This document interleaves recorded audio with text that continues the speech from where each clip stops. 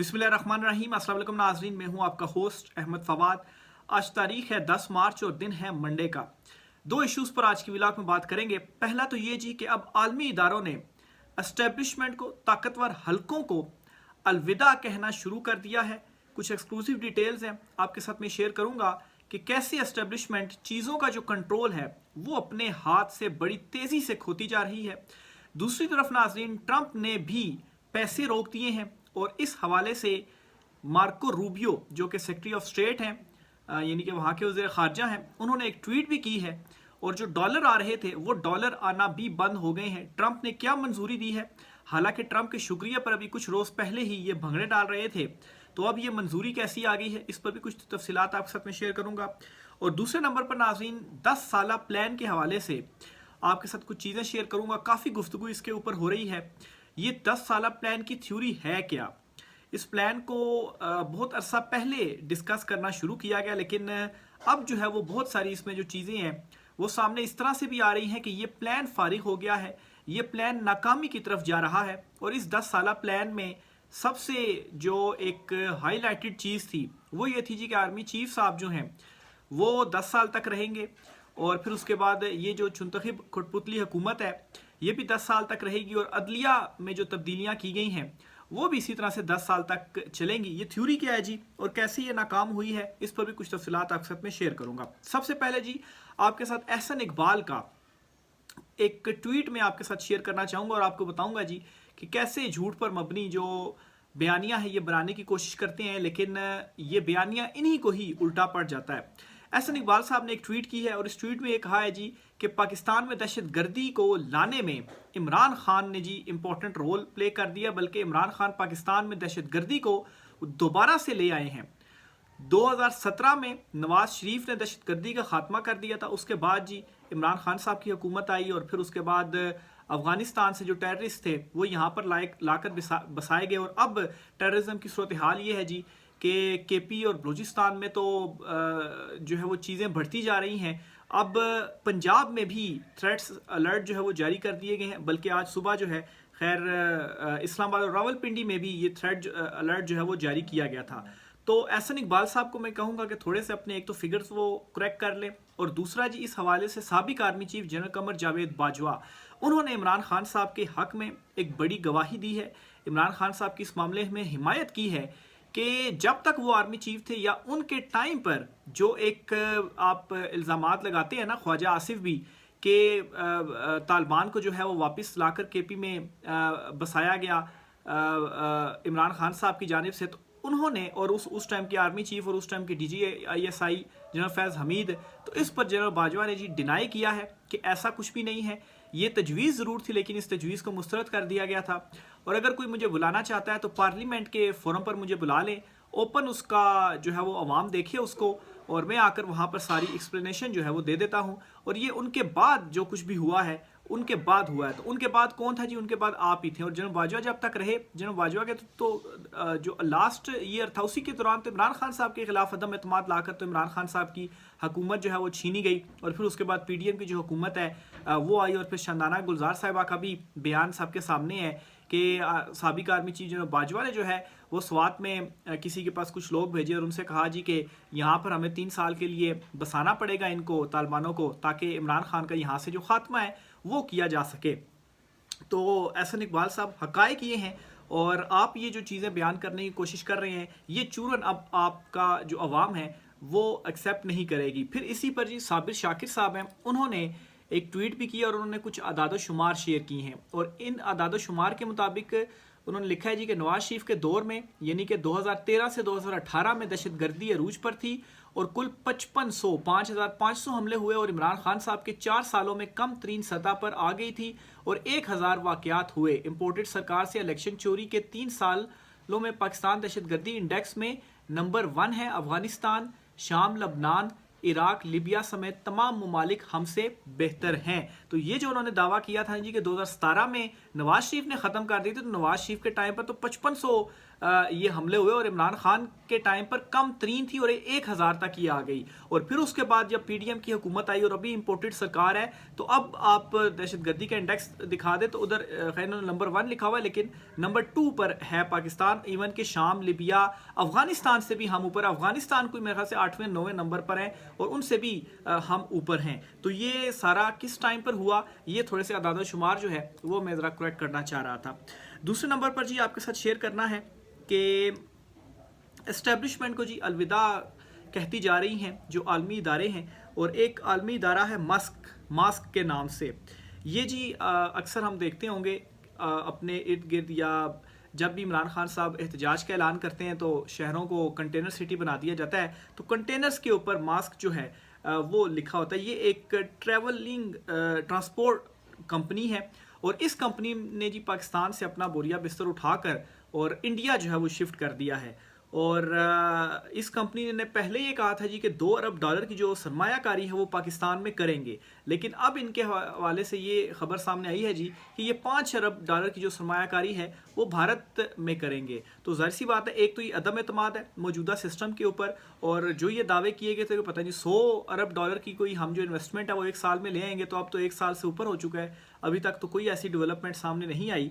तो ऊपर से जो कंपनीज हैं वो अपना जो सरमाया है वो कहाँ पर लेकर जा रही हैं, भारत लेकर जा रही हैं। इसी तरह से और कंपनीज हैं वो बांग्लादेश में लेकर जा रही हैं, वहाँ पर अपना जो सरमाया वो शिफ्ट कर रही हैं। क्यों शिफ्ट कर रही हैं?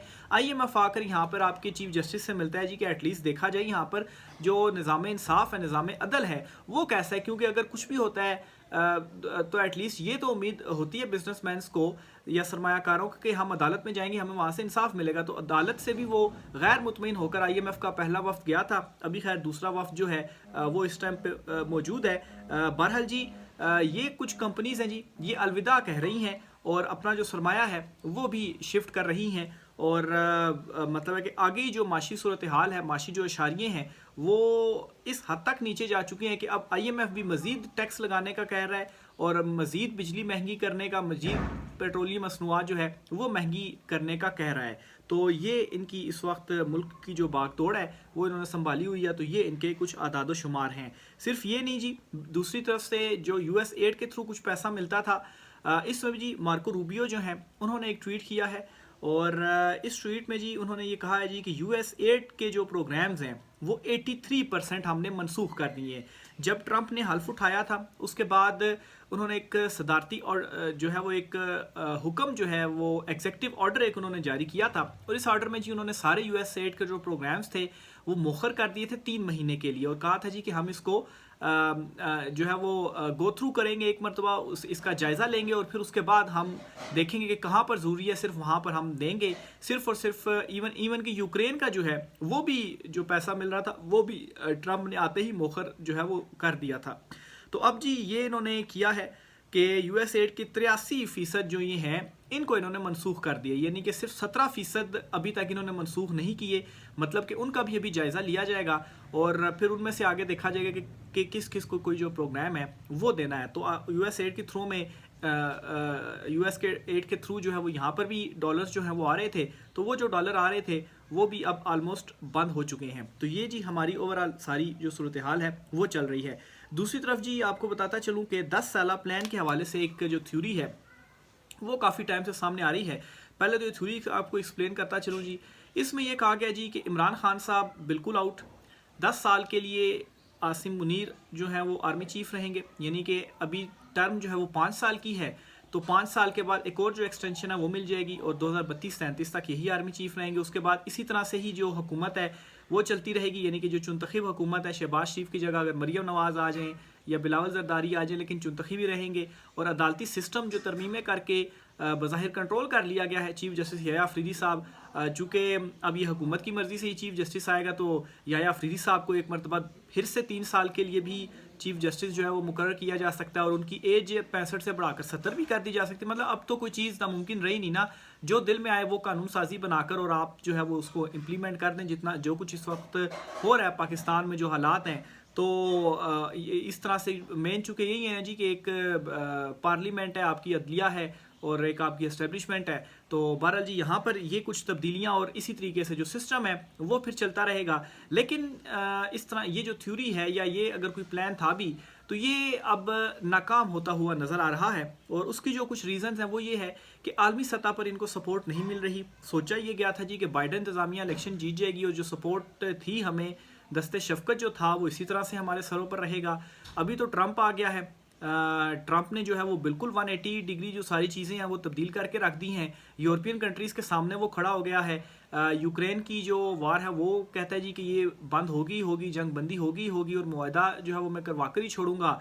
और ऊपर से अरब कंट्रीज़ से या दीगर जगहों से भी जो पैसा है वो भी नहीं मिल पा रहा। और हालत हमारी इस वक्त ये हो गई है कि चीन ने जी कोई हमें जो कुछ पैसे दिए हुए थे अपने बैंकों में सिर्फ रखने के लिए, इस्तेमाल करने के लिए नहीं, वो भी हमने वापस करने थे। तो वो चीन और पैसे नहीं दे रहा, वो कह रहा है चलो वो हम आपके बैंकों से नहीं निकालते, नहीं कोई एतमाद करने को ही तैयार नहीं है। सरमायाकार जो है वो आपके मुल्क से जा रहे हैं। ज़ाहिर सी बात है इस माहौल के अंदर तो किसी ने आपके ऊपर जो एतमाद है वो करना भी नहीं है।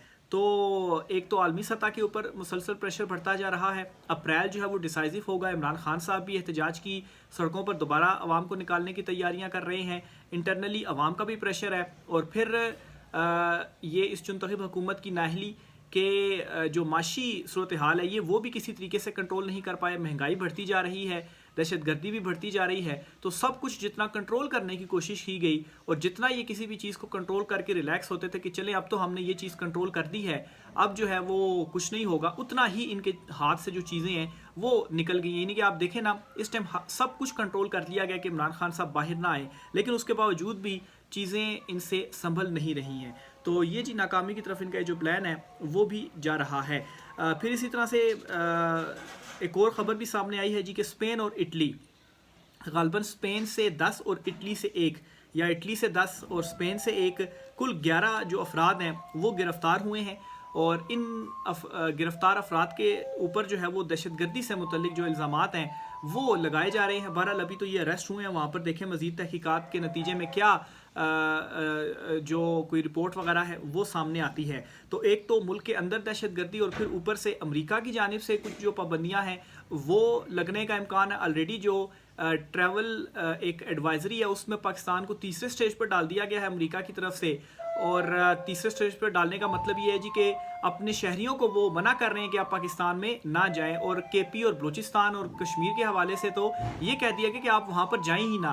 अगर पाकिस्तान पंजाब की साइड पर या सिंध की साइड पर आप आते भी हैं तो फिर भी आप पहली कोशिश करें कि आप वहाँ पर ना जाएं। और फिर अगर आप वहाँ पर जाते हैं तो वहाँ पर हुकूमत ने एहतजाज की जो है वो इजाज़त नहीं दी हुई। तो ये एक ट्रैवल बैन आप एक तरह से कह दें जी, या एडवाइजरी है वो उन्होंने जारी किया। और अब कुछ दिनों के बाद अगर बैन लगा दिया जाता है पाकिस्तान पर तो एक पाकिस्तान की इमेज क्या बन रही है। ऑलरेडी दहशतगर्दी के हवाले से जो वाक़यात बढ़ते जा रहे हैं, इंटरनेशनली ये बैन लग रहा है, ऊपर से ये 11 अफराद जो गिरफ्तार हुए हैं, तो एक ओवरऑल पाकिस्तान की जो इमेज है वो भी सारी की सारी ख़राब होती जा रही है। दूसरी तरफ हमारा जो कंट्री है भारत, उसको आप देख लें, वहाँ पर चूँकि जमहूरियत है, मतलब है कि वो जैसे तैसे भी है, लेकिन वो कितना हमसे जो आगे है वो निकल चुका है। इवन कि अफ़गानिस्तान है वो भी कई चीज़ों में हमसे आगे है। हालांकि अभी रिसेंटली अमेरिका वहाँ से एक 22 साल की जंग लड़ने के बाद वहाँ से निकला, तबाह हाल वो मुल्क था, लेकिन वो भी बहुत सारी चीज़ों में हमसे आगे है। और यहाँ पर जो है वो ज़ाती उसके ऊपर चीज़ों को लिया गया हुआ है। तो ये जी इस हवाले से कुछ सूरत हाल थी। और ये जो 11 अफराद की गिरफ्तारी हुई है इनका जो ताल्लुक़ है वो TLP से बताया जा रहा है। अब TLP कौन सी है जी? तहरीक लबैक पाकिस्तान। अब TLP के हवाले से भी ख्याल किया जाता है जी कि ये इस्टेब्लिशमेंट की बैक जमात है, और जब भी इस्टेब्लिशमेंट ने किसी का बाजू मरोड़ना होता है तो इनको आगे कर देते हैं कि आप आ जाएँ सड़कों के ऊपर, और ये जो है वो लोग लेकर आ जाते हैं और फैज़ाबाद में आकर उसे बंद कर देते हैं। और फिर जो है उसके बाद जब इशारा मिलता है तो फिर ये वापस भी चले जाते हैं। तो ये जी इनकी सूरत हाल है। आखिर में आपको बताता चलूँ जी कि इमरान खान साहब का कल तोशा खाना 2 केस की समाअत होनी थी, लेकिन ये समाअत भी अचानक मनसूख कर दी गई है। क्यों मनसूख की गई है? ताकि इमरान खान साहब से कोई मुलाकात ना हो सके और इमरान खान साहब की किसी किस्म की भी जो गुफ्तगू है या कोई पैगाम है वो बाहर ना आ सके। और ये बहुत ज़रूरी है कि इन दिनों में इमरान खान साहब का जो राब्ता है वो मुनक़ता रहे अवाम से, क्योंकि एक तरफ अप्रैल जो कि डिसाइसिव महीना है, इसमें आलमी सतह पर भी बड़े इंपॉर्टेंट कुछ फैसले होने हैं, उनका इम्पैक्ट पाकिस्तान पर पड़ना है। और इमरान खान साहब भी जो एहतजाज करने जा रहे हैं, लोगों को सड़कों पर निकालने की जो कॉल देने जा रही हैं, वो भी इसी महीने के हवाले से है। तो राब्ता मुनक़ता रहेगा, जिससे जो फ़ायदा है वो उठाया जाएगा। तो अब अचानक से ये खबर आती है जी कि जो समात है वो मनसूख कर दी गई है। अब ये वो केसेस थे जो कि बड़ी तेज़ी से आगे बढ़ रहे थे, डेली बेसिस पर भी जो समातें हैं वो हो रही थी, लेकिन अचानक से पहले तो केसेस में लंबी तारीखें डाल दी गई और अब जब डेट आई तो इसको मनसूख कर दिया गया अचानक। तो ये जी कुछ आम तरीन तफसीलात थी। राय का सर कीजिएगा। आज के व्लॉग से इतना ही, इजाज़त दीजिए, अल्लाह हाफिज़।